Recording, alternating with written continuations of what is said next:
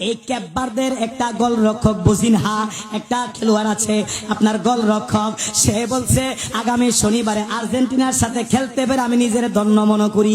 কেমন ভদ্র খেলোয়াড়, খুব ভালো লাগলো কথাটা। হাইরে, যিনি মার ভক্ত, তিনি প্রথম খেলাটা খেলার সময় তিনি বলেছিল আমার মারে সারা আমি আজকে খেলেছি, আমার বড় কষ্ট হয়েছে, যদি আমার মা আজকে আমার খেলা দেখতো। বোঝা গেল এই বুজিনহা ক্যাপবারদের গোলরক্ষক তিনি বড় মার ভক্ত, মায়ের আশেক। আর ফিফা দেরি করে নাই, ওই মারে তিনার দেশ থেকে ক্যাপবারদে থেকে ডাইরেক্ট আমেরিকা নিয়ে আইছে, মায়েরে নিয়ে আইছে মার ভক্ত হওয়ার কারণে।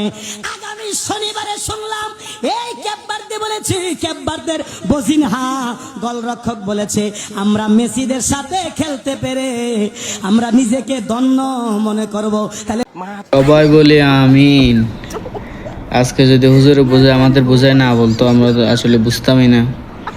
হ্যাঁ, আজকে হুজুরে বোঝাই বলছে বলেই আমরা বুঝতে পারছি। আর মাওলানা মেসি সাহেবের কথা তো আর বলতে হবে না। হ্যাঁ।